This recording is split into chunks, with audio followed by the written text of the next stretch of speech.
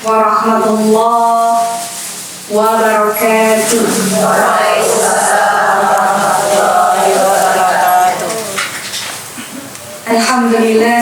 Alhamdulillah wassalatu wassalamu rasulillah hamdan katsiran thayyiban mubarakan fih kama yuhibbu rabbuna wa yarda.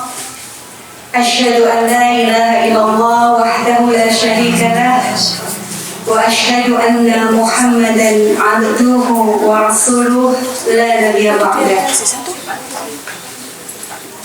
Rabbi shrah li sadri wa yassir li amri wahlul 'uqdatam min lisani yafqahu qawli, amma ba'd. Alhamdulillahilladzi bi ni'matihi tatimmus shalihat. Maha suci Allah, kita bersyukur kepadanya. Begitu berkelimpahan nikmat yang Allah berikan kepada kita, yang kita sadari maupun yang tidak kita sadari. Dan mudah-mudahan cara kita bersyukur atas setiap nikmat yang Allah berikan kepada kita adalah cara-cara yang Allah ridhoi. Termasuk pada kesempatan pagi hari ini, umat sekalian dan akhwati fillah yang Allah izinkan hadir di tengah-tengah majelis yang dimuliakan Allah Subhanahu wa Ta'ala, menjadi satu bagian cara kita bersyukur kepada Allah Subhanahu wa Ta'ala atas nikmat yang diberikan. Dan mudah-mudahan amal yang kita lakukan Allah ridha, Allah terima. Amin ya rabbal alamin.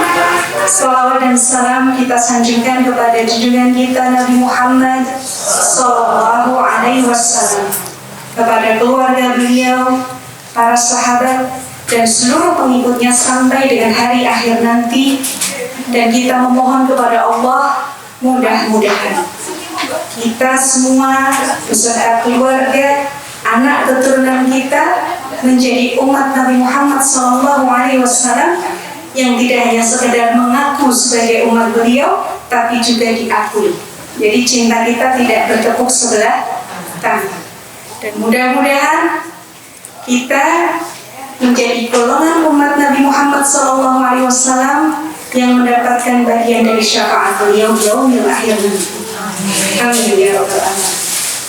Hari ini insya Allah kita bersama-sama akan belajar tentang satu tema tadi sudah disampaikan oleh MC kita. Belajar dari rumahnya siapa? Nabi Daud alaihissalam. Rumah-rumah keluarga muslim, ya. Tidak hanya muslim, siapapun manusia yang kemudian membuat rumah, tentu saja cara membuatnya, mendesainnya, mulai dari eksteriornya hingga interiornya, tentu itu dibuat berdasarkan hajat. Hajat itu kebutuhan, hajat itu keinginan. Ya, kalau rumah itu dibangun sesuai keinginan kita, saya yakin rumah ibu-ibu Banten modelnya lain-lain ya. Lain-lain atau semuanya joglo? Lain ya. Yang masih kagungan rumah joglo ada? Oh, ada, Masya Allah. Itu mengikuti perkembangan zaman dan kebutuhan tentunya. Kalau dulu yang namanya rumah yang bagus, yang dianggap sebagai rumah orang berada, itu ya kalau punya joglo gede gitu ya, bangunan yang bagus, itu di masa itu. Tapi sekarang coba kita lihat, dengan perkembangan zaman ada perubahan hajat, kebutuhan, baik itu kebutuhan yang sifatnya memang mendasar atau yang di luar itu, tersier. Saya kepengen bangun rumahnya yang model-model ala-ala Korea, ya gitu ya. Sekarang banyak ya perumahan yang menawarkan ini ala Korea, yang satu gaya Jepang, yang satu gaya Eropa dan seterusnya. Ada yang begitu, ya. Bahkan sekarang modelnya model industrial, minimalis atau apa itu, ya. Populernya sekarang. Selain desain ya yang kita lihat estetikanya, tapi kita juga memperhatikan hajat kita terhadap rumah itu, ya, terkait bangunan fisik itu, apakah sesuai dengan kebutuhan kondisi alamnya, lingkungannya, atau geografisnya. Kalau di suatu wilayah, di tempat itu sangat rentan, rawan dengan yang namanya gempa, ya. Seperti negara mana yang paling sering terkena gempa? Wah, langsung tahu, ibu-ibu wawasannya luas. Jepang, ya. Gak cuma gempa, itu karena kepulauan, ya, negaranya kecil-kecil gitu. Sangat rentan dengan namanya tsunami. Maka melihat kondisi dan permasalahan alam lingkungan yang dihadapi, mereka mendesain, membuat rumah yang tahan gempa, gitu ya. Didesain seperti itu. Gimana caranya? Supaya jika terjadi bencana gempa, tsunami atau apa yang kemudian sudah diprediksikan, itu bisa tetap kokoh. Setidaknya kalaupun hancur, minimalis. Ya, artinya tidak semuanya tanpa persiapan. Begitu juga daerah-daerah yang populer biasa tiap tahun langganan banjir.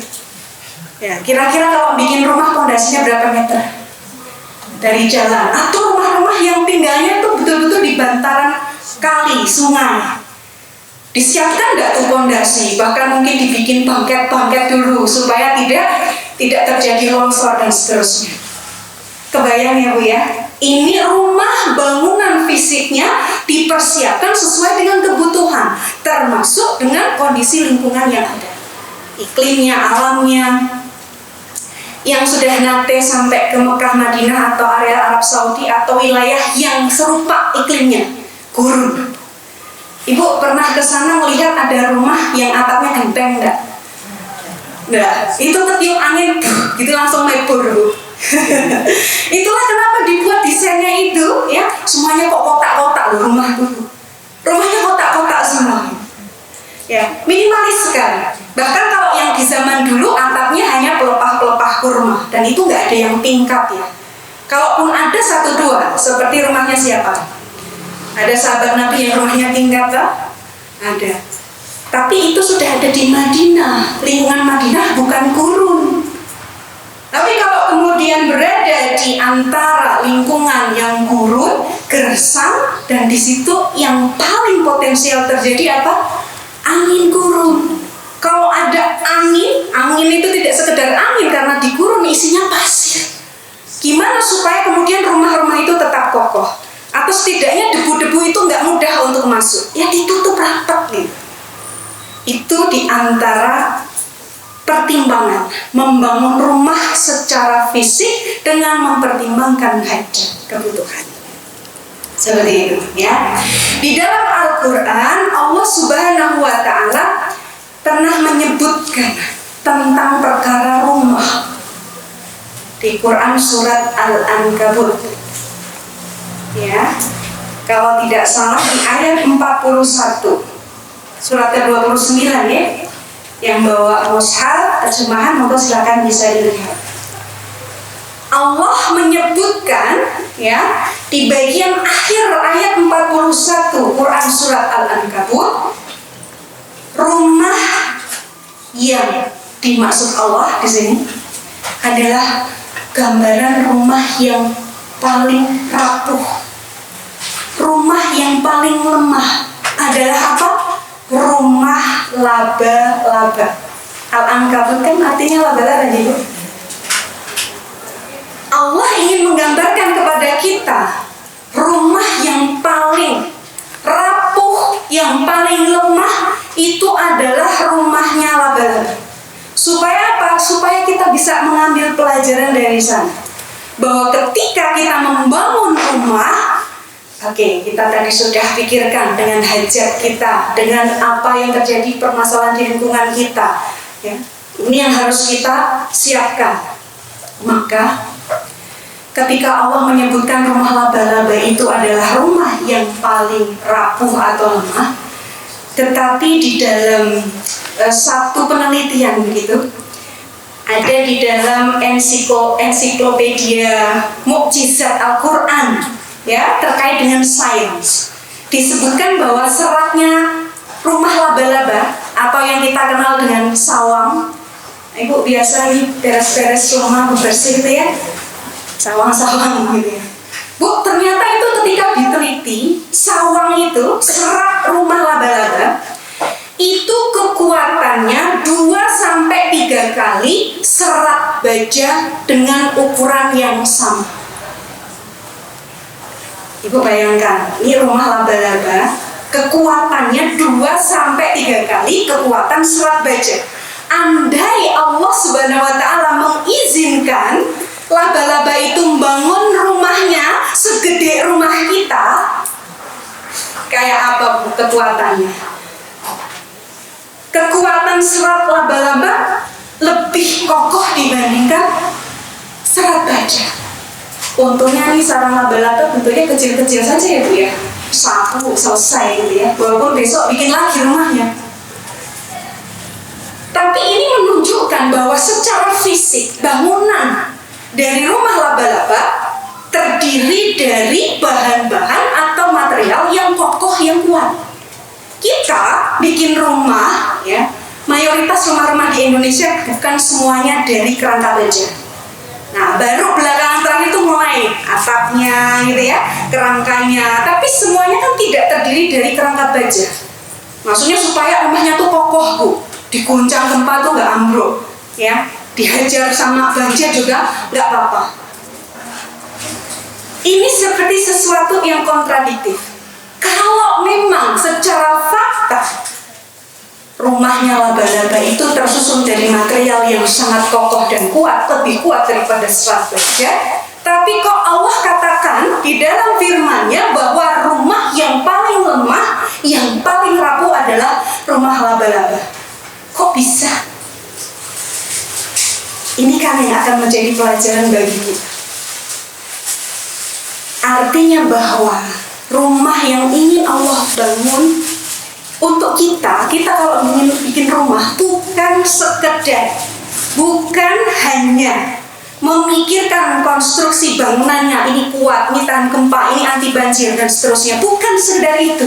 Tapi yang jauh lebih penting adalah bagaimana bangunan spiritualnya. Jadi bukan sekedar bangunan fisiknya saja yang akan melindungi kita dari sengatan matahari, ya, dari hujan, dari angin, dari apapun yang kemudian ada di luar rumah. Tapi yang menjadi titik tekannya adalah bangunan spiritualnya. Kayak apa itu bangunan spiritual? Ya. Ketika kita membangun rumah hanya sekedar membahas tentang fisiknya saja, maka ya, fungsi rumah sebagai tempat kembalinya keluarga, karena isinya rumah ini anggota keluarga, itu tidak akan bisa diterapkan, dilaksanakan. Kita kepengen punya keluarga yang sakinah, tapi setiap kembali ke rumah tuh nggak pernah tentram.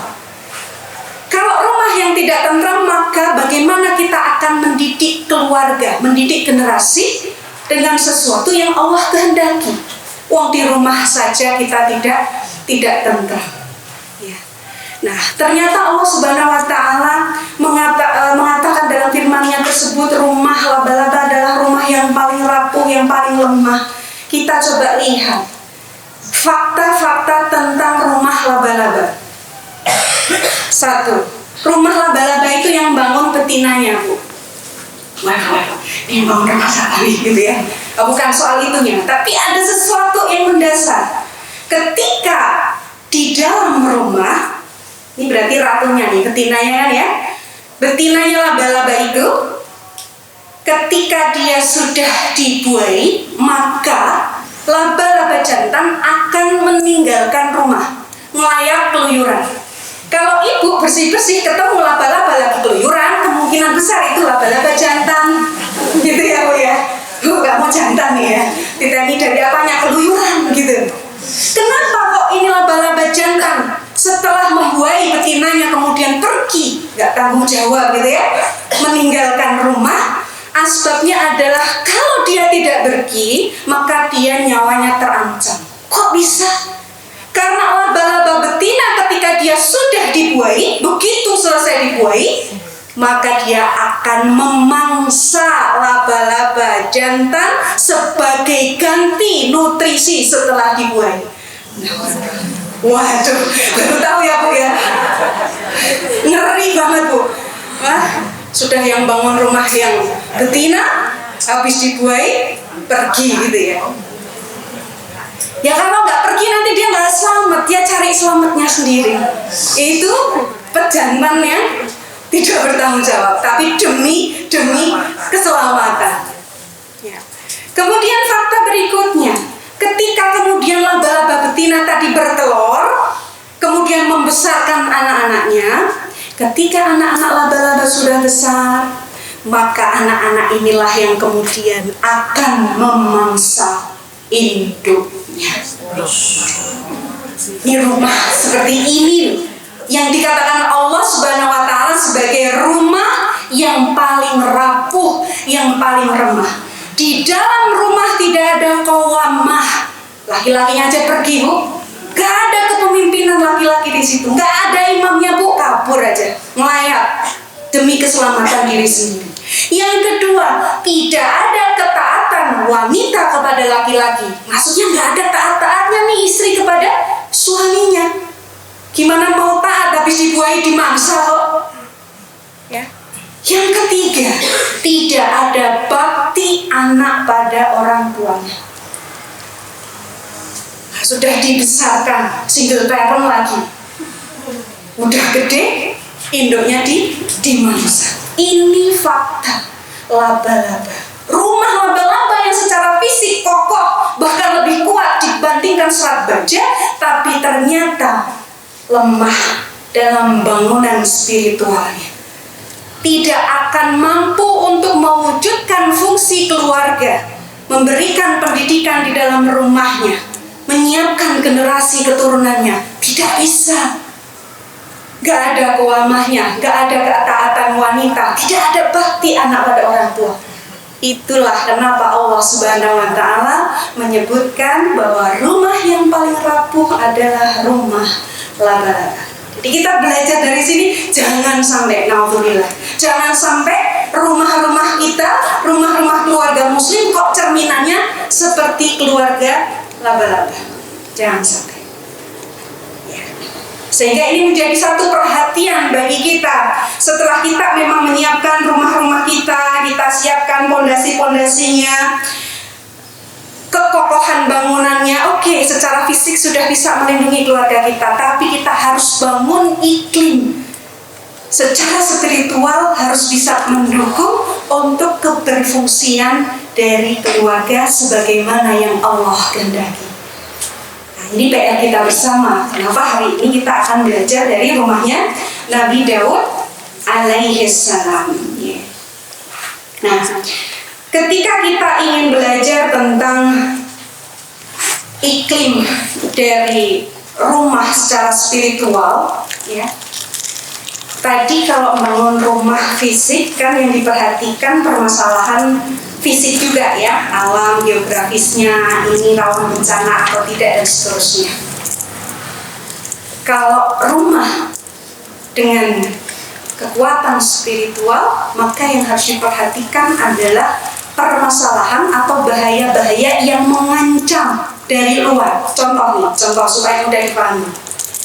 Nabi Nuh alaihissalam di dalam masyarakatnya, di tengah-tengah kaumnya, permasalahan lingkungan yang paling menonjol, paling besar adalah permasalahan kesyirikan. Nabi Nuh alaihissalam. Sehingga ketika beliau diperintahkan membangun kapal sebagai tempat tinggal, ya katakanlah itu rumah. Itulah rumah yang dapat melindungi siapa saja yang masuk ke dalam kapal itu, dikatakan mereka akan selamat. Tapi nggak banyak ya, nggak banyak. Ini rumah yang kemudian dapat melindungi siapapun yang masuk ke dalam rumah itu, yang tinggal di dalamnya dari permasalahan kesyirikan. Contoh lain, kisahnya Nabi Lut alaihissalam. Nabi Lut tuh punya persoalan apa di masyarakatnya? Kaum Sodom, betul. Apa masalahnya? Masalah sosial yang betul-betul dominan di masa Nabi Lut di lingkungan masyarakat kaumnya adalah LGBT. Ya, istilahnya sekarang itu LGBT. Dan siapapun yang masuk berada di dalam rumah Nabi Lut alaihissalam, mereka selamat dari masalah LGBT. Nah, kita kepingin rumah kita menjadi pelindung tidak hanya dari sisi fisik saja tadi ya, tapi juga melindungi keluarga, orang-orang yang tinggal di dalamnya dari semua permasalahan yang ada di masyarakat, semua permasalahan yang ada di lingkungannya. Seperti halnya rumah Nabi Nuh, rumah Nabi Lut. Dan hari ini insya Allah kita akan belajar, kita akan ambil inspirasi dari rumah Nabi Daud alaihissalam. Ada yang sudah kenal Nabi Daud belum? Oh belum. Kenalan gitu ya. Siapa tahu ada yang sudah kenal. Ada yang sudah tahu kisahnya Nabi Daud alaihissalam? Kisahnya cukup banyak ya di beberapa bagian. Ada yang tahu apa yang diketahui tentang Nabi Daud alaihissalam? Apa Bu? Nabi Daud itu apa sih? Siapa sih? Kalau Nabi Yusuf langsung keingat ya, yang diceburin di sumur gitu kan, ceritanya langsung keingat. Nabi Adam tuh mana tuh? Yang diturunkan dari surga ke bumi. Apa lagi? Nabi Ibrahim itu apa? Yang dibakar tidak mempan gitu ya. Kalau Nabi Daud alaihissalam yang keringat apa Bu kisahnya? Puasa, alhamdulillah. Ini kayaknya praktisi puasa, masya Allah. Praktisi puasa Nabi Daud. Ya puasa Nabi Daud. Ada ceritanya juga, insya Allah nanti kita bahas.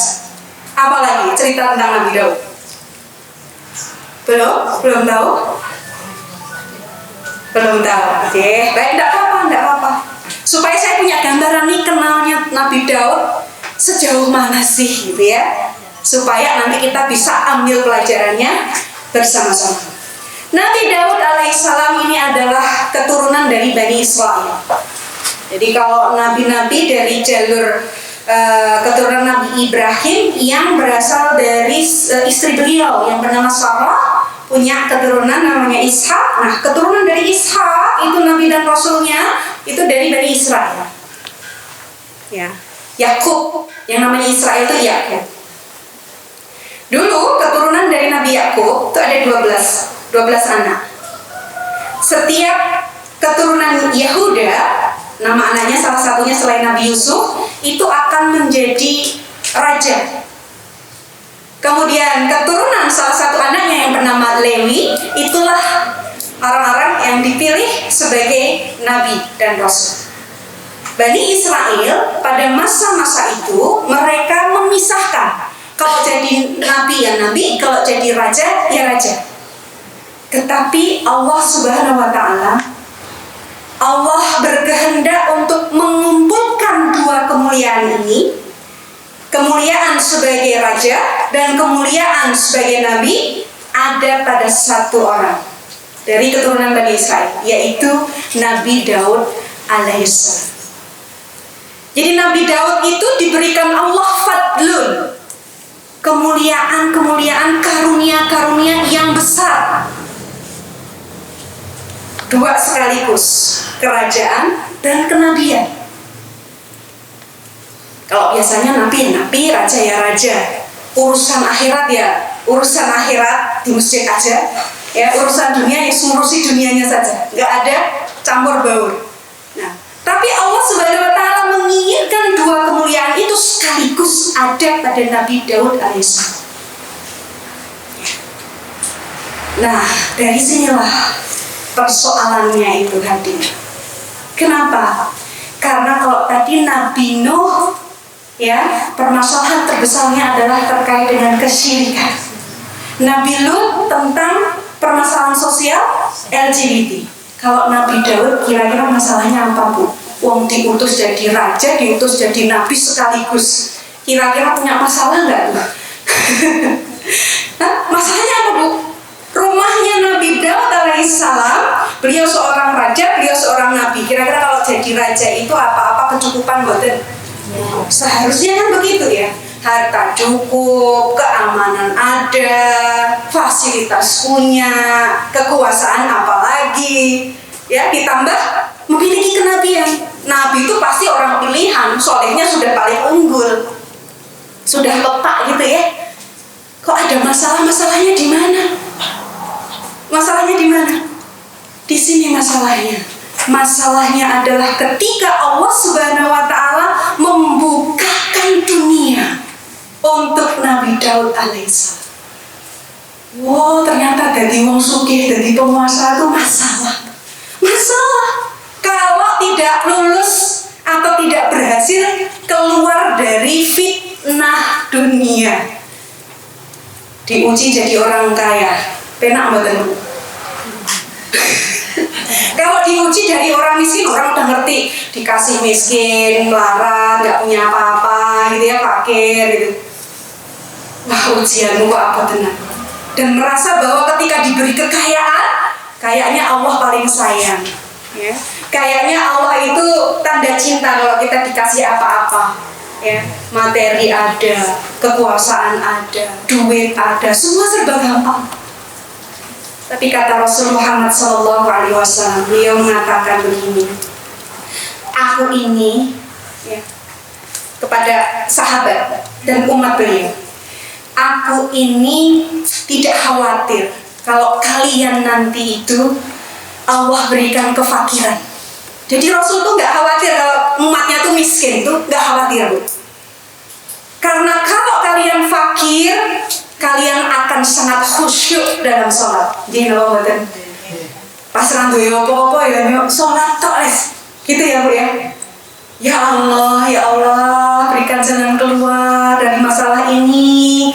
Bayarkan, lunaskan hutang saya, penuhi semua kebutuhan saya, gitu kan. Sering-sering sholat, dibanyakin sholat duhanya, malam juga bangun. Itu kalau sedang fakir. Bahkan ketika kalian fakir, maka kalian akan meninggikan tangan-tangan kalian di dalam doa, nyebut terus sama Gusti Allah, gitu. Tapi kalau kemudian Allah bukakan dunia bagi kalian, itu yang aku khawatirkan. Jadi ini kenapa dijadikan sebagai satu persoalan? Karena Rasul sudah mewanti-wanti kepada kita umatnya. Beliau nggak khawatir kalau kita tuh jadi orang fakir atau miskin, tapi beliau khawatir kalau kita umatnya jadi orang yang dibukakan Allah dunia. Khawatir. Karena apa? Allah dulu pernah memberikan dunia untuk siapa? Umat sebelumnya, sebelum kita, Yahudi, Nasrani. Lalu ketika dibukakan dunia, mereka berlomba-lomba untuk apa? Mendapatkan dunia itu. Kayak balapan, kayak apa ya namanya? Kayak semacam prestasi gitu ya. Siapa yang paling banyak mendapatkan dunia, maka dia sang juara. Kira-kira gitu. Tapi kemudian Allah membinasakan mereka dengan dunia itu. Dan aku khawatir Allah juga akan membinasakan kita dari dunia tadi. Maka betul-betul ini menjadi satu pesan yang sangat berat bagi kita, umat Nabi Muhammad SAW yang hidup di akhir zaman, yang Allah bukakan itu semua kemudahan, dibukakan semua fasilitas. Bagaimana tidak? Semiskin-miskinnya orang di Indonesia pun, setidaknya mereka pernah pegang HP. Bener nggak, Bu? Di kampung itu ada nggak rumah yang nggak punya HP? HP-nya tuh ya sejadul-jadulnya itu sudah bisa buat browsing di internet. Masalah HP saja kita itu sudah kalang kabut, Bu. Kita nggak bisa mengontrol anak-anak kita untuk kemudian melihat tontonan, untuk belajar sesuatu dari sana. Yang sesuatu itu belum tentu itu adalah kebaikan dan sesuatu yang Allah ridha. Aksesnya mudah sekali.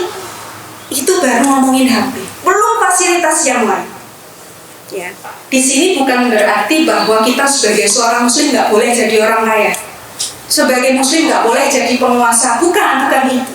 Tapi lihat, kalau kita memang kepada Allah minta, ya Allah berikan kami dunia, berikan kebaikan kami di dunia dan di akhirat. Nah, bagian dunia itu berarti kita harus siap dengan ujian itu, kita harus lulus.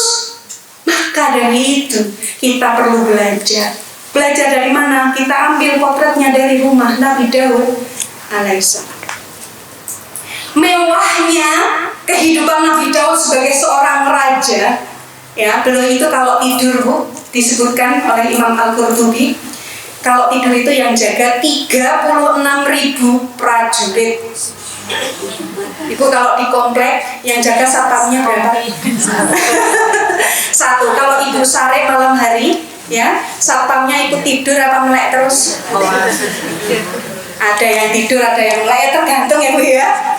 Ya, kalaupun tidak ada satpam, mungkin di perkampungan ada yang jaga giliran untuk ada di pos-pos ronda. Ada yang seperti itu masih ada? Di kampung saya masih. Itu pun giliran nanti jam 12 pulang. Bagaimana itu? Ini prajuritnya atau pasukannya Nabi Daud alaihissalam berjaga. Ketika Nabi Daud alaihissalam tidur, 36.000 itu melek semua. Itu saking mewahnya loh penjaganya. Ya. Bukan hanya ini pasukan khusus pengawal presiden gitu ya. Pas kongres. Sampai 36.000 itu kan berarti setidaknya ya, berarti kalau yang jaga malam 36.000 melek, nanti yang gantian jaga ada lebih banyak lagi gitu loh. Saking besarnya kekuasaan Nabi Daud alaihissalam. Nggak usah tanya fasilitasnya kayak apa. Ya. Sehingga dengan begitu kita akan melihat betapa Allah itu membuka seluas-luasnya dunia bagi Nabi Daud alaihissalam. Beliau seorang raja, beliau nabi, ya, beliau dianugerahkan suara yang indah. Kalau sekarang ada orang punya suara indah, kira-kira bakalan ikut ajang pencarian bakat, betul? Pasti itu. Ya, bisa dipastikan mesti ikut, ya. Biarpun sekarang belum lolos, besok daftar lagi, belum lolos lagi, daftar yang lain lagi, sampai populer, terkenal dan menghasilkan uang, harta, kepopuleran, ketenaran. Iya. Nabi Daud alaihissalam diberikan Allah anugerah suara yang sangat indah.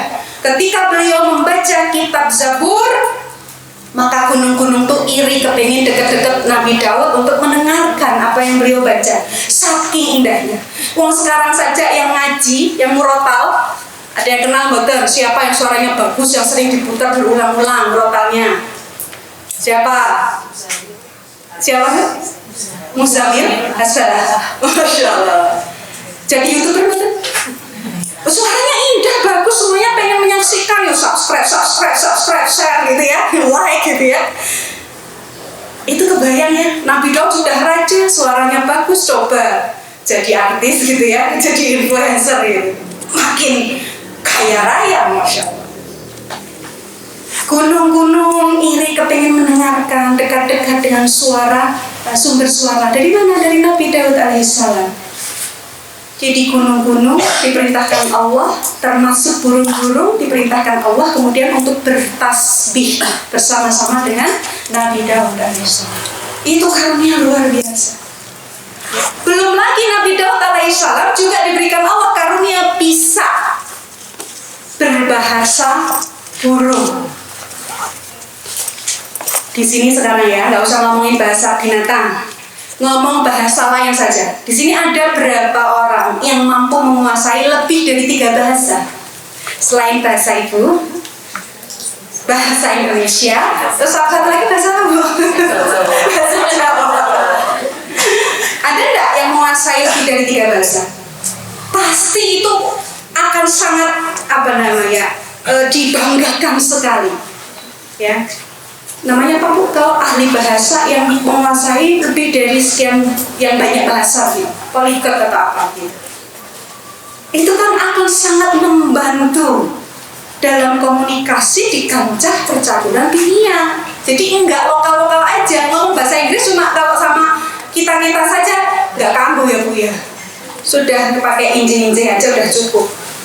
Injing boten udah selesai gitu. Nabi Daud alaihissalam diberikan Allah karunia kemampuan berbicara dengan bahasa burung. Kemudian Nabi Daud alaihissalam juga diberikan Allah kelebihan, yaitu pemahaman, kebijakan. Jadi beliau menjadi raja itu yang adil. Maka disebutkan di masa Nabi Daud alaihissalam memerintah, maka angka kualitas itu sangat sedikit, bahkan hampir-hampir tidak ada. Kenapa? Kalau ada yang berbuat zalim, maka selesai mereka, diadili oleh Nabi Daud alaihissalam. Itu sudah kebayang bagaimana posisinya seorang Nabi Daud, bagaimana ujian yang Allah berikan kepada beliau dengan dibukanya dunia bagi Nabi Daud alaihissalam. Ya, yang menjadi persoalan itu kan Nabi Daud nggak hidup sendiri, beliau hidup dengan keluarga dan beliau punya putra. Ada yang kenal nggak putranya Nabi Daud alaihissalam? Siapa? Nabi Sulaiman. Dijawab saja sudah pakai titelnya Nabi ya Bu ya. Ibu bisa kebayang, ini seorang penguasa, anggaplah presiden, kaya raya, ya, solih lagi. Kira-kira anaknya, anaknya Gibran, langsung disebut. Ya. Kira-kira anaknya juga akan menikmati tidak fasilitas dari orang tuanya, kemakmuran orang tuanya, akan kecipratan enggak? Ya.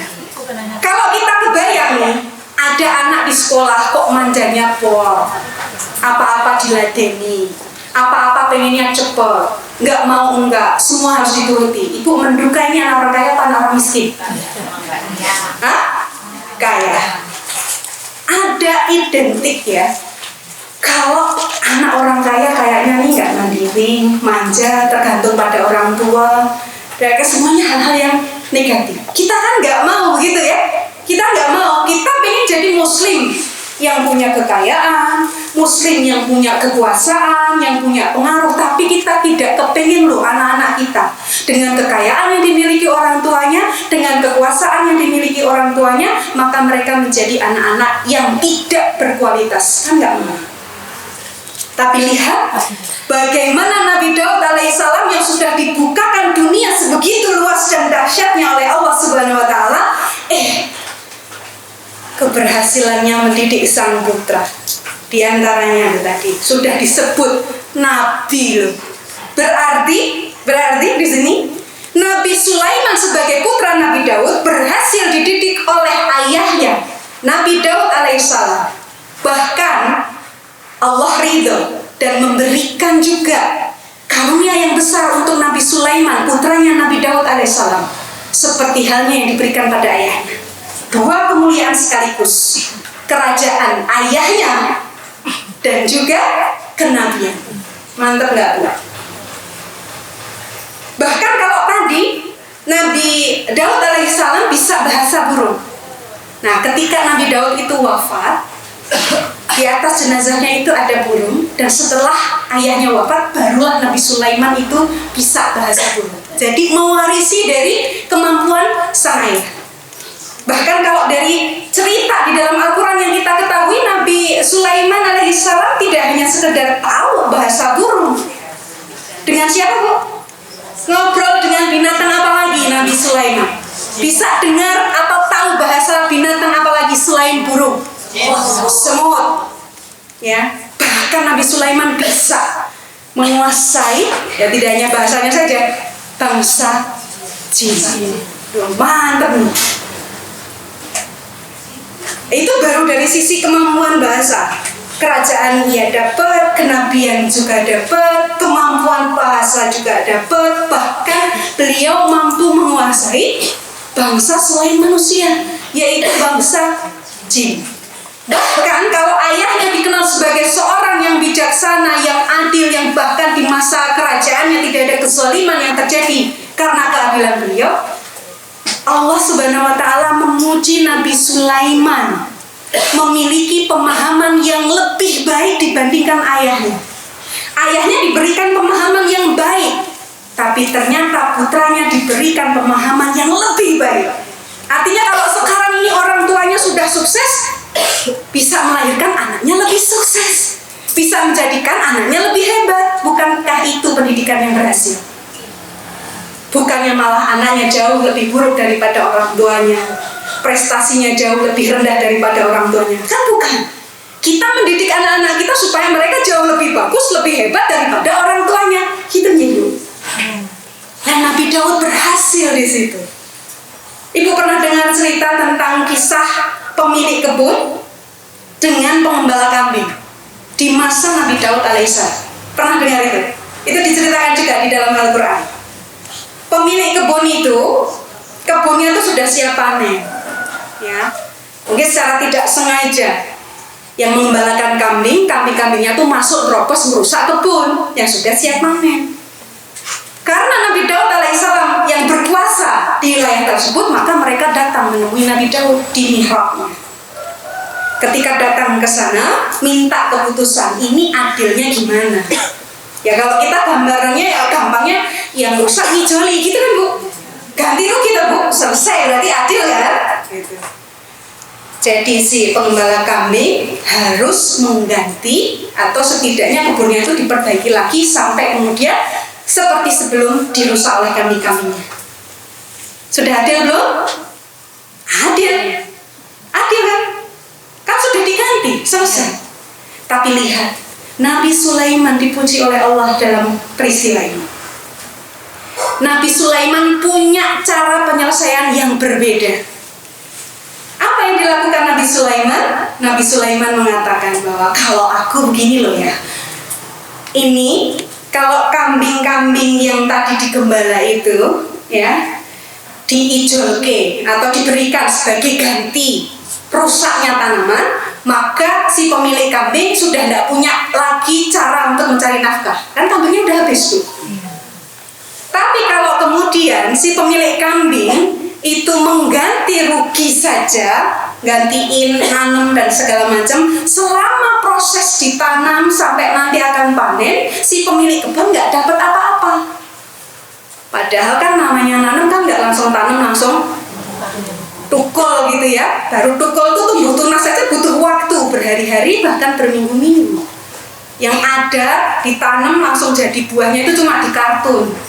Ya. Kalau di kehidupan nyata nggak ada begitu, butuh waktu. Nah selama waktu itu menunggu panen, si pemilik kebun kan nggak bisa dapat penghasilan. Maka Nabi Sulaiman mengusulkan, bagaimana kalau tukeran? Si pengembala kambing dia berusaha untuk mengembalikan kebun yang tadi dirusak. Ya dibenerin lagi, tanahnya ditanamin lagi sampai nanti panen. Selama itu berlangsung, maka si pemilik kebun boleh memanfaatkan kambing-kambing milik pengembala. Boleh diambil manfaat susunya atau mungkin bulu-bulunya atau yang lainnya, termasuk kotorannya ada manfaatnya. Jadi sama-sama dapat. Ketika nanti ini kebunnya sudah kembali lagi seperti sebelumnya siap panen, itu dikembalikan, berarti si pemilik kebun akan punya hartanya lagi. Dan ketika sudah selesai berarti kambing-kambing tadi kembali ke pengembala. Ketika sudah dikembalikan, kebunnya sudah beres, gembalaannya sudah dikembalikan, si pengembala masih punya harta untuk dikembangbiakan. Jadi di sini dua-duanya tetap mendapatkan manfaat. Maka Allah puji. Ayahnya Nabi Daud alaihissalam diberikan pemahaman yang baik dan anaknya diberikan pemahaman yang lebih baik. Masya Allah. Ini sejatinya pendidikan di dalam rumah berhasil seperti Nabi Daud kepada putranya Nabi Sulaiman alaihissalam. Ini untuk memberikan gambaran kepada kita. Lalu sebetulnya rumah seperti apa sih yang dibangun oleh Nabi Daud alaihissalam? Kok bisa beliau selamat dari fitnah dunia, bahkan beliau berhasil melahirkan putranya sebagai generasi penerusnya, bahkan lebih hebat, lebih baik daripada ayahnya. Rumah apa? Saya pinjam istilah dari Ustadz saya, Ustadz Herfi Gulam Faizi, menyebutkan bahwa rumah Nabi Daud alaihissalam ini adalah rumah syukur. Ini kata kuncinya, rumah syukur. Rumah syukur tuh gimana itu ceritanya ya? Karena ini yang menjadi kata kunci, maka kita perlu memahami betul tentang apa-apa yang dilakukan Nabi Daud alaihissalam bersama keluarganya tentang syukur. Ya. Kalau Nabi Sulaiman diberikan banyak anugerah, termasuk kisahnya dengan Ratu Bilqis, bisa bicara dengan burung, bisa mendengar semut, yang kemudian mereka ayo segera selamatkan diri itu ya, di Al-Quran diceritakan begitu. Kan Nabi Sulaiman berkata bahwa apa yang kemudian dialaminya, yang dirasakannya, yang didapatinya, semua fasilitas itu adalah bagian dari karunia Allah.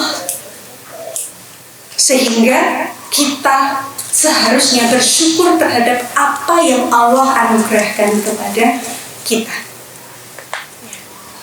Nabi Daud alaihissalam melakukan apa sih? Ini sebagai potret. Nanti saya sebutkan, mudah-mudahan waktunya cukup. Pertama adalah Nabi Daud memiliki awwab. Apa itu awwab?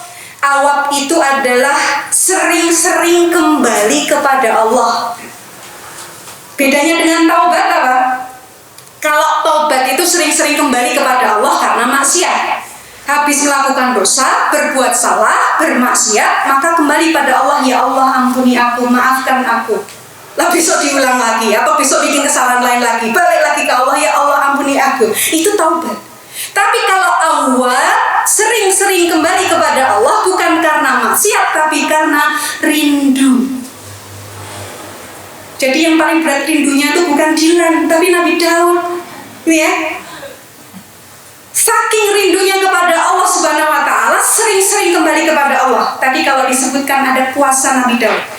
Ini puasa diantaranya yang dipuji oleh Nabi kita Nabi Muhammad SAW. Nabi kita mengatakan bahwa sebaik-baik puasa adalah puasanya Nabi Daud. Sehari puasa, sehari berbuka. Sebaik-baik qiyamul lail itu adalah qiyamul lailnya Nabi Daud. Setengah awal malamnya Nabi Daud itu sholat. Nanti sepertiganya beliau istirahat, seperenamnya di akhir itu beliau bangun lagi. Itu sebaik-baik qiyamul lail dan dipuji oleh Rasulullah Muhammad SAW. Ketika Nabi Daud sebagai raja sekaligus sebagai nabi yang kemudian siangnya berpuasa, malamnya sholat, itu loh keteladanan yang dilihat, dipotret oleh putranya Nabi Sulaiman alaihissalam. Ya, sehingga ketika beliau berpuasa, di hari puasanya Nabi Daud ada di mihrab. Di hari tidak puasanya Nabi Daud ada di singgasana. Maka ketika tadi cerita tentang ada pemilik kebun dengan pengembala kambing, itu datang itu pada saat Nabi Daud ada di mihrab. Karena apa? Ketika beliau puasa, beliau ada di mihrab. Ketika beliau tidak berpuasa, beliau ada di kerajaannya. Tapi masyarakat tetap dilayani. Itu potretnya Nabi Daud alaihissalam dalam beribadah kepada Allah. Awwab. Lalu apa hubungannya dengan syukur? Coba kita lihat ketika Nabi kita Nabi Muhammad SAW. Beliau itu kan seorang nabi kekasih Allah yang paling dicintai Allah Subhanahu Wa Taala. Sudah jelas jaminan surganya, apalagi surga yang dijanjikan, surga tertinggi, nggak ada yang nyanyi. Bahkan surga nggak dibuka sebelum beliau duluan yang masuk, yang lainnya nanti belakangan, benar ya? Ketika itu ditanya, Rasul itu kalau sholat malamnya kayak apa, udah nggak usah disangsikan lagi. Ada sahabat, ya, Mughirah bin Syu'bah, ada juga yang menyebutkan Bunda Aisyah bertanya pertanyaan yang sama. Ya Rasulullah, engkau ini sudah jelas surganya, sudah ada jaminan kepada dari Allah Subhanahu Wa Taala, dan sudah jelas kalaupun ada kesalahan jelas tentu sudah dimaafkan, diampuni Allah, tidak ada dosa. Kenapa kok ya masih capek-capek sholatnya itu sampai kakinya bengkak? Itu kalau sholat sampai kakinya bengkak kira-kira berapa lama Bu sholat? Sudah pernah dengar seperti apa sholatnya Nabi? Lamanya, bagusnya, tumakninahnya, khusyuknya, bacaannya, Masya Allah, sampai kakinya bengkak Bu. Itu kan memberikan gambaran saking lamanya beliau sholat. Padahal sudah jelas jaminan surga tertinggi. Makanya kan penasaran sahabat, termasuk Bunda Aisyah, ngapain sih Rasul engkau kok susah-susah sholat seperti itu? Bu, ya seadanya, kan sudah dijamin surganya. Allah juga gak akan marah ya. Kata Rasul bagaimana? Bukankah aku seharusnya banyak-banyak bersyukur karena sudah diberikan surga, apalagi surga tertinggi? Itu kan karunia yang sangat besar. Apa dong yang bisa kita berikan ke Allah? Syukur. Ini menunjukkan bahwa ibadah yang kita lakukan kepada Allah Subhanahu Wa Taala merupakan bagian dari bentuk syukur kita terhadap nikmat yang Allah berikan. Karena nikmat yang Allah diberikan kepada kita itu nggak akan bisa kita bayar dengan semua ibadah yang kita lakukan, bahkan sampai 500 tahun kita hidup tuh nggak akan mampu. Hanya nikmat penglihatan pun tidak cukup untuk diganti dengan ibadah 500 tahun, nggak cukup. Sehingga ketika Rasulullah beribadah sampai seperti itu kualitasnya, Nabi Daud alaihissalam dengan kebagusan puasanya, kebagusan qiyamul lailnya, itu semata-mata untuk bersyukur kepada Allah SWT. Ya. Termasuk Nabi Sulaiman alaihissalam, beliau memotret apa yang dilakukan oleh ayahnya. Berarti ini pelajaran keteladanan. Ayahnya sudah raja, fasilitas komplit, kekayaan banyak, ya, sebagai seorang nabi itu dipotret oleh putranya. Pernah tahu ketika Sulaiman memerintahkan supaya singgasananya Ratu Bilqis itu dipindahkan ke Palestina, dari Yaman dipindah ke Palestina, itu yang bisa memindahkan siapa, Bu?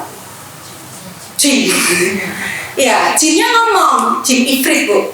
Jinnya ngomong, aku bisa. Aku akan memindahkan singgasana Ratu Bilqis, ya, ketika engkau bangun atau berdiri dari dudukmu. Ya. Wah, kelamaan itu. Ada yang lebih cepat? Ada. Dari golongan manusia, tapi Allah berikan karomah. Seberapa cepat itu? Ya, sebelum kemudian matanya membuka ketika berkedip. Sekejap mata. Ibu-ibu bayangin tadi yang pertama kan ditawarkan, ya, dari mulai duduk terus bangun, itu lama apa sebentar sih, Ibu? Sebentar, lama, Bu. Karena duduknya Nabi Sulaiman alaihissalam itu dari subuh sampai zuhur. Wow, baru tahu ya. Iya, Bu. Jadi bukan duduk begini kemudian langsung berdiri, ini berapa sekian detik gitu. Tapi duduknya Nabi Sulaiman alaihissalam itu di mihrabnya dari subuh sampai zuhur. Ngapain, Bu, kalau di mihrab? Ibadah kepada Allah Subhanahu wa ta'ala. Makanya dianggap itu kelamaan, kesuwen gitu. Dari mana beliau bisa mendapatkan, ya, pelajaran seperti itu, bahwa ketika harus bermunajat kepada Allah, beribadah untuk Allah dengan berada di mihrabnya, yang dilihat siapa? Ayahnya. Jadi bentuk syukurnya Nabi Daud alaihissalam yang beliau lakukan dan sekaligus diajarkan kepada putranya itu adalah ibadah kepada Allah. Awab tadi, sering-sering kembali kepada Allah. Ibu coba silahkan lihat kanan kiri atau kita sendiri. Kita sudah diberikan Allah kayak apa sih kekayaan? Kayak apa sih kekuasaan? Ya. Berapa lama kita beribadah? Sholat 5 menit? Ya, habis sholat zikir atau sholat rawatib atau langsung jus, ya, bisa kebayang? Seharusnya Nabi Daud dan Nabi Sulaiman sebagai seorang raja dan nabi adalah orang paling sibuk loh. Seharusnya kan begitu. Tapi bentuk rasa syukur keduanya, Nabi Daud dan Nabi Sulaiman, adalah dengan ibadah yang dari sisi kuantitas waktunya saja panjang. Ini baru ngambil dari sisi durasinya, lamanya. Dari duduk saja mau bangkit, dari duduknya aja dari subuh sampai zuhur. Tapi spesialnya umat Nabi Muhammad SAW itu, ketika kita diberikan Allah kemudahan-mudahan, sholatnya harusnya itu 50 kali, Bu, tapi disingkat, diringkes jadi berapa kali, Bu, sehari? 5 kali. Tapi pahalanya berapa, Bu? Sama. Enak kan? Enak. Ya. Bahkan Nabi itu pernah menjumpai istrinya namanya Juwairiyah. Itu setelah sholat subuh, pagi-pagi begitu beliau duduk berzikir. Ya, zikirnya panjang sekali. Nabi tinggal keluar rumah. Pas Nabi balik lagi ke rumah, berarti itu setelah duha mungkin ya. Karena Nabi kan seringkali sampai suruh di masjid. Ketika pulang ke rumah, kok ya istrinya masih duduk zikir terus. Terus sama Rasul diajak bicara. Kamu dari tadi masih duduk Ya ini mungkin seperti Nabi Daud, Nabi Sulaiman, duduk dari subuh mengenang sampai siang gitu ya. Iya ya Rasul, masih membaca zikir. Ibu kalau zikir pagi itu berapa menit Bu? Ya, berapa? 15 menit paling lama ya. Itu bahkan sudah sampai hitungan la ilaha illallah wahdahu la syarikalah lahul mulku wa lahul hamdu wa huwa ala kulli syai'in qadir 100 kali. Sampai itu enggak lebih dari 15 menit. Jadi kalau subuh pun habis subuh zikir, sholat setelah subuh. Sholat setelah subuh. Setelah sholat subuh zikir, sholat wajib. Karena kan nggak ada rawatib setelah subuh ya. Habis itu dilanjut dengan bacaan zikir pagi. Ya, 15 menit. Berarti jam 5:04 sebetulnya udah selesai ya. Nggak perlu panjang-panjang lagi kan? Ya kalau mau panjang ditambah dengan zikir yang lain atau bacaan Al-Quran. Rasul mengajarkan kepada Bunda Juwairiyah, dan ini untuk kita umatnya. Disuruh baca satu zikir yang ada di zikir pagi sebetulnya, pagi petang. Subhanallah wa bihamdi adada khalqi wa ridha nafsi wa zinata 'arsy wa midada kalimati. Baca itu 3 kali. Itu lebih berat bobotnya dibanding zikir yang sudah kamu baca tadi. Masya Allah. Jadi jangan remehkan itu zikir pagi petangnya ibu-ibu itu. Ya. Ini loh kemuliaan yang didapat umat Nabi Muhammad. Ya, seperti prinsip ekonomi yang dilakukan sedikit-sedikitnya, yang dikeluarkan sekecil-kecilnya, tapi yang didapatkan seake-ake gitu. Ya.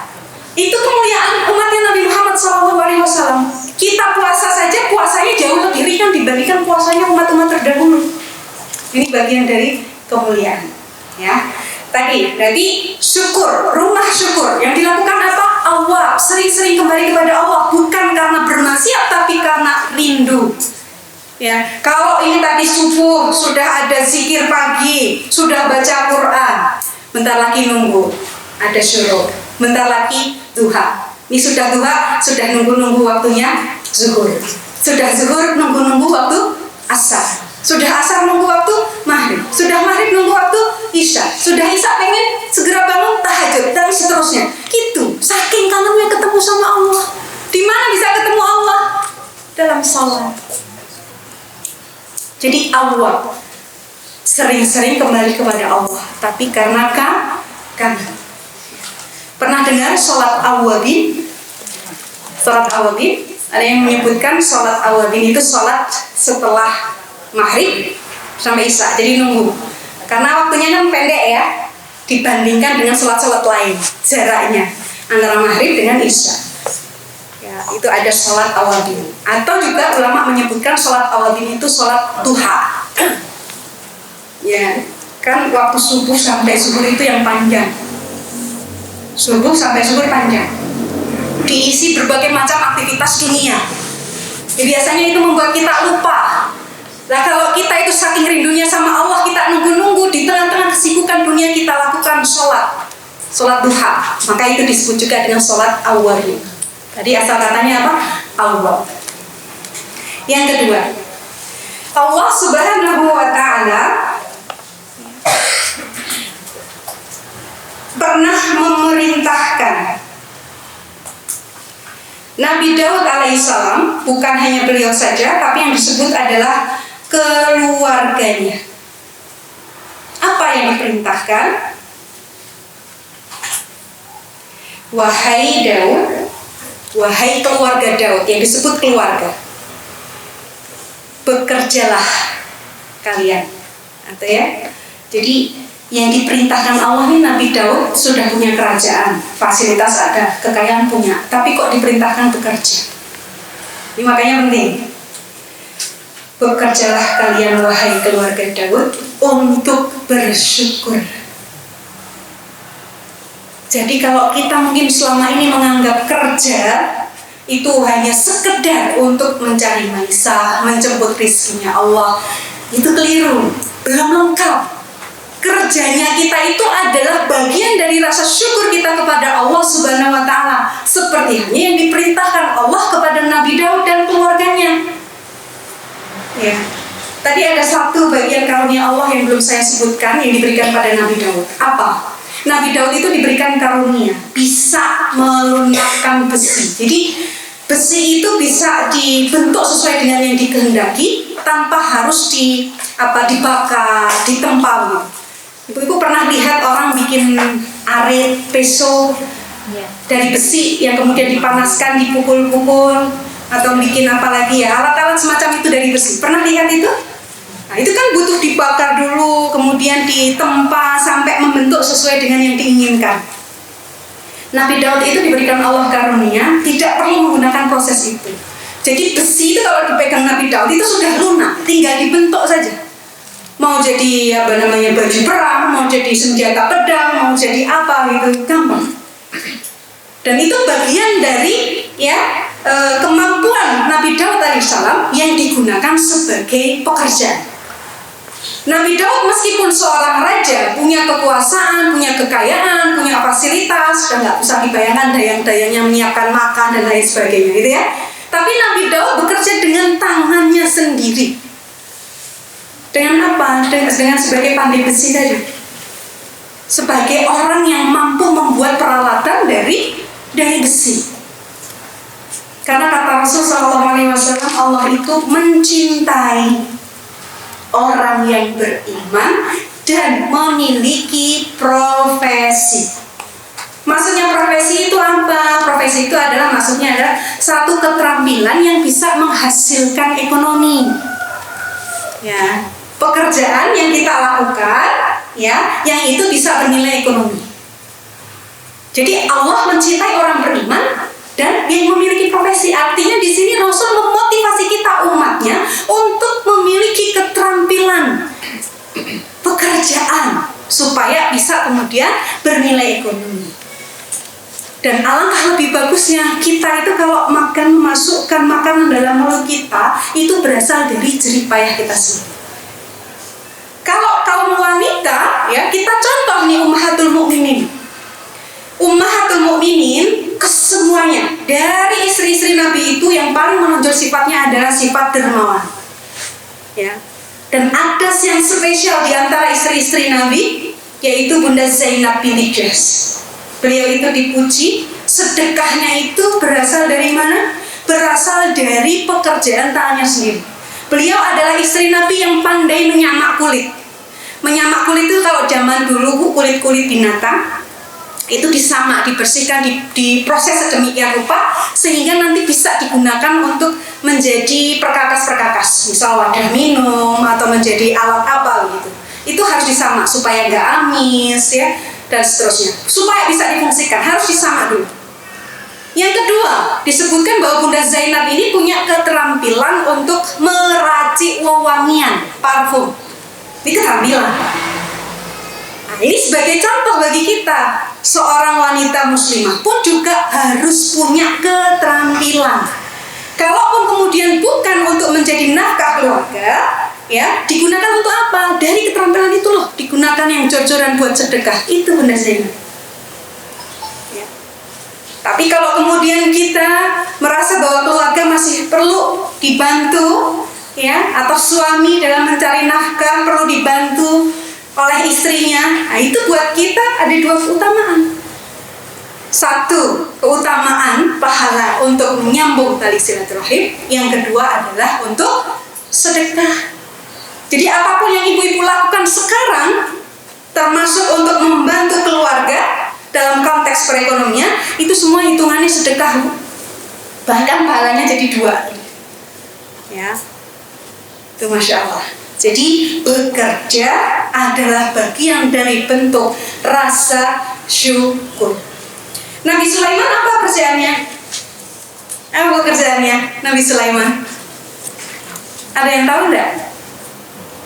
Saya belum mendapati secara rinci ulama membahas detail, atau mungkin saya yang belum nyampe itu ya. Apa sih yang dilakukan? Kalau tadi Nabi Daud, beliau punya kemampuan dalam melunakkan besi, membuat alat-alat dari besi.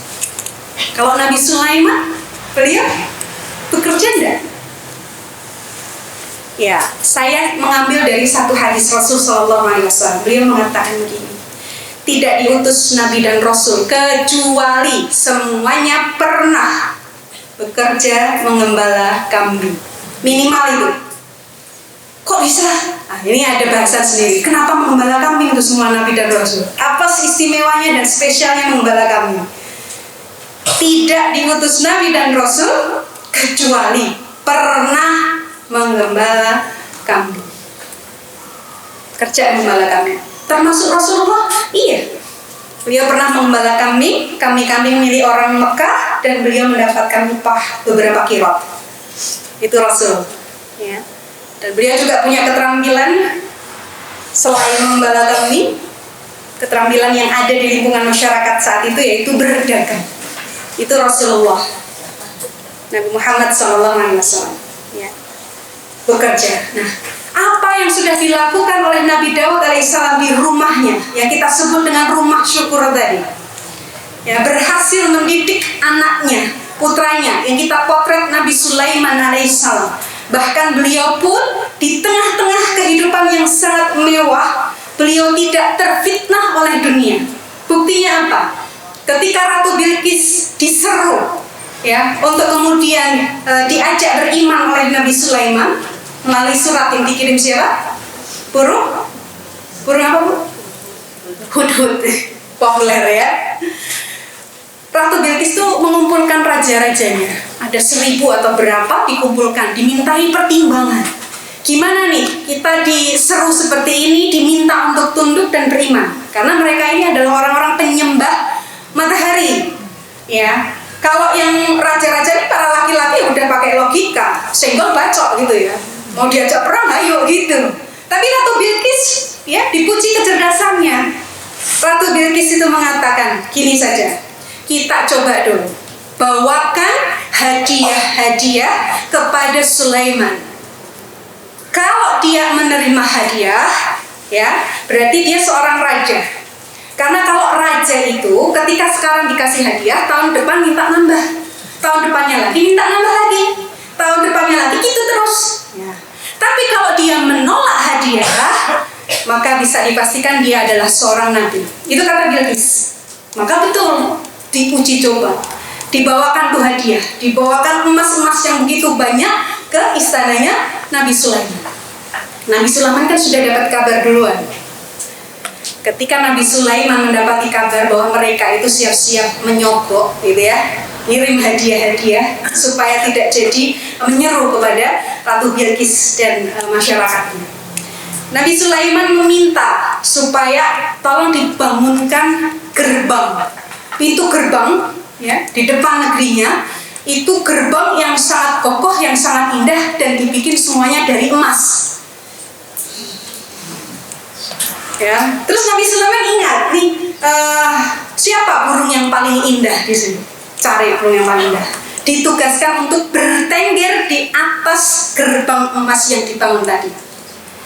Perintahnya apa? Suruh bertengger di sana dan buang kotoran. Ya, jadi ketika utusan dari Bilqis itu datang ke Palestina, baru masuk gerbang yang dilihat sudah ada emas besar sekali dijadikan pintu gerbang. Terus di situ kok tempatnya burung ya, betapa hinanya dunia itu sudah langsung ditunjukkan oleh Nabi Sulaiman alaihissalam. Ketika bawa hadiah itu langsung ciut. Waduh, hadiahku rano apa nih gitu ya. Di sini aja emas itu diembrah-embrah gitu ya.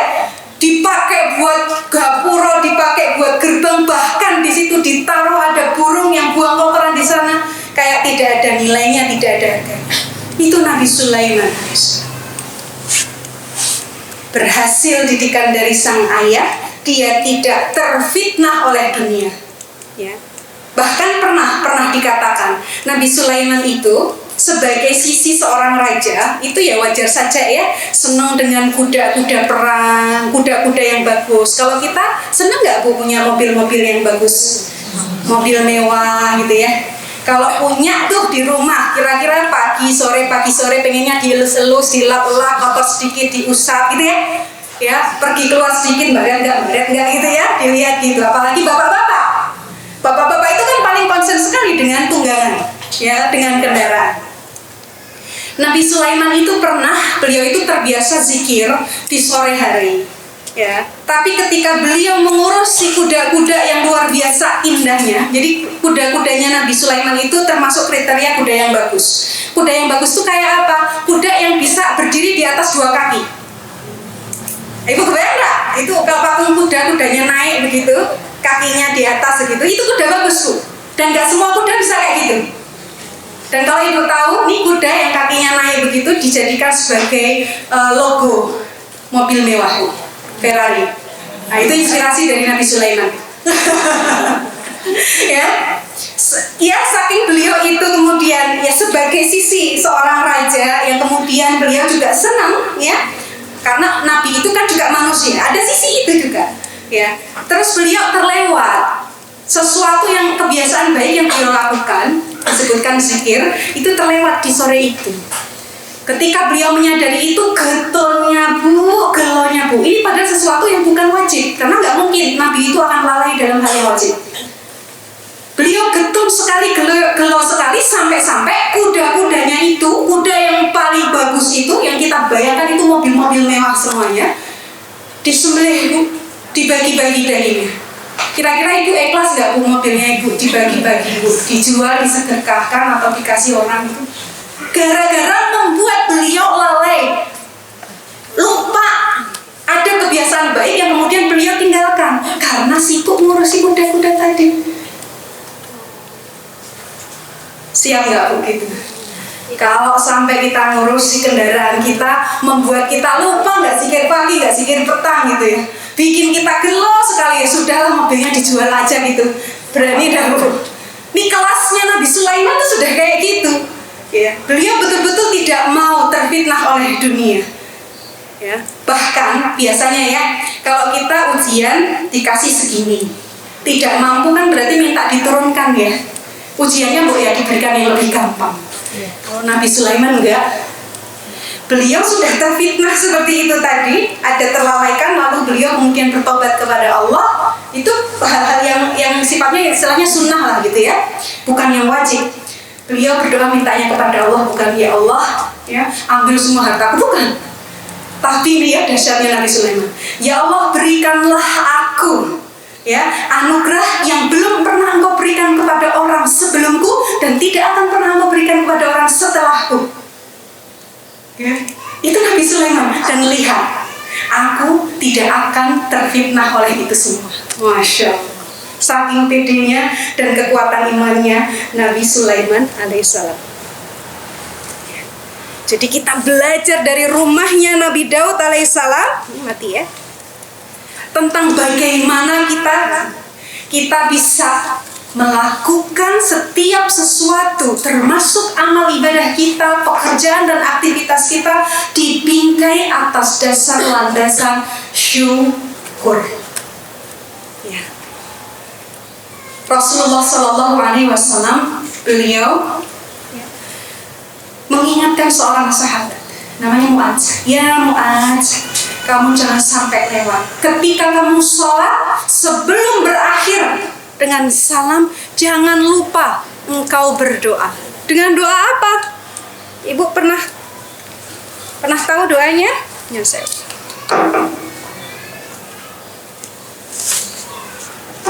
Allahumma a'ini ala dzikrika wa syukrika fa husni ibadatik. Minta pertolongan sama Allah. Ya Allah, tolonglah aku supaya bisa terus mengingatmu, supaya aku bisa bersyukur kepadamu, dan supaya aku bisa beramal sholih, berbuat kebaikan, berbuat ihsan. Itu minta tolongnya sama Allah. Jadi kalau sekarang kita belum bisa bersyukur, minta tolongnya sama Allah. Ya Allah, syukur kayak apa yang harus saya lakukan? Bimbing hamba. Itu maksudnya. Allahumma a'ini ala dzikrika wa syukrika wa husni ibadatik. Itu salah satu doa yang diajarkan oleh Nabi kita Nabi Muhammad sallallahu alaihi wasallam. Nabi Sulaiman alaihissalam di dalam Al-Qur'an juga beliau pernah memanjatkan satu doa yang ini juga seharusnya kita bisa mendawamkan doa ini. Doa meminta kepada Allah pertolongan supaya bisa menjadi orang yang bersyukur.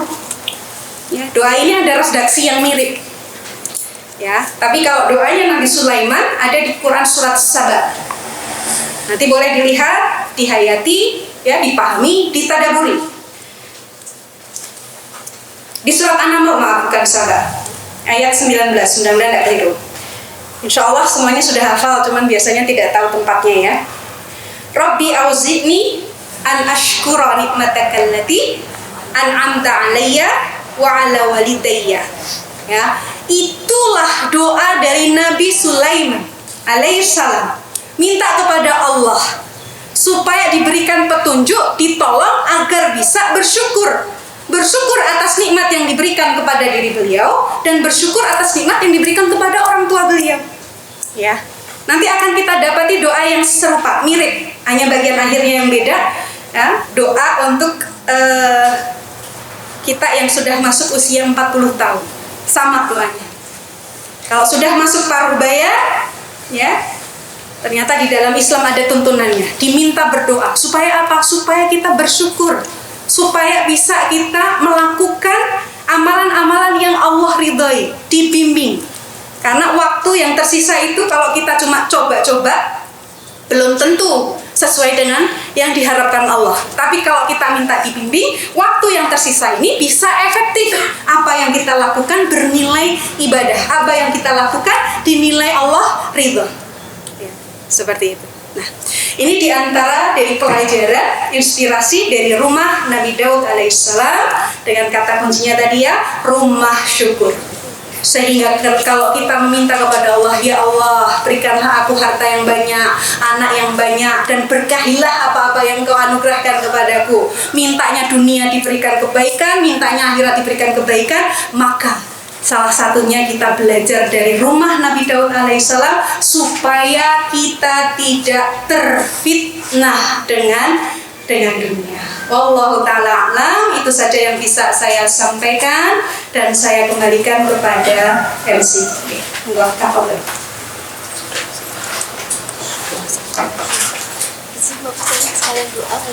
Oh gitu sih. Oh iya, baik. Jadi kita doa dan langsung ditutup ya. Bismillahirrahmanirrahim. Allahumma salli ala Muhammad wa ala ali Muhammad. Allahumma ushidu bi annaka antal ahad as-samad alladhi lam yalid wa lam yulad wa lam yakul lahu kufuwan ahad. Allahumma inna nas'aluka salamatan fid din wal 'afiyatan fil jasad wa ziyadatan fil 'ilm wa barakatan fil rizq wa taubatan qabla al-maut wa rahmatan 'inda al-maut wa maghfiratan ba'da al-maut. Allahumma hawin alaina fi sakaratil maut wa najata minan nar wal 'afwa 'inda al-hisab. Allahumma ighfir li ummati Muhammad sallallahu alaihi wasallam. Allahumma arham ummati Muhammad sallallahu alaihi wasallam. Allahumma aslih ummati Muhammad sallallahu alaihi wasallam. Allahumma farij ummati Muhammad sallallahu alaihi wasallam. Allahumma ighfir lil muslimina wal muslimat, mu'minina wal mu'minat al-ahya'i minhum wal amwat. Rabbana ighfir lana dhunubana wa liwalidina warhamhum kama rabbawna shighara. Allahumma ighfir lana dhunubana wansur ikhwanina wal mujahidin fi Palestin. Rabbana faghfir lana dhunubana wa kaffir 'anna sayyi'atina. Rabbana zalamna anfusana wa illam taghfir lana wa tarhamna lanakunanna minal khasirin. Rabbana la tuzigh qulubana ba'da idh hadaitana wa hab lana min ladunka rahmah innaka antal wahhab. Ya muqallibal qulub tsabbit qulubana 'ala dinik wa 'ala ta'atik. Allahumma inna nas'aluka huda wa tuqa wal 'afafa wal ghina. Allahumma kfina bihalalika an haramik wa aghnina bifadlika 'amman siwak. Allahumma arinal haqqa haqqa warzuqna tibaa wa arinal batila batila warzuqna tinaba. Rabbana atina min ladunka rahmah wa hayyi' lana min amrina rasyada. Rabbana atina fid dunya hasanah wa fil akhirati hasanah wa qina adzabannar wa qina adzabannar wa qina adzabannar. Subhana rabbika rabbil izzati amma yasifun wa salamun alal mursalin walhamdulillahi rabbil alamin. Wassalamualaikum warahmatullahi wabarakatuh.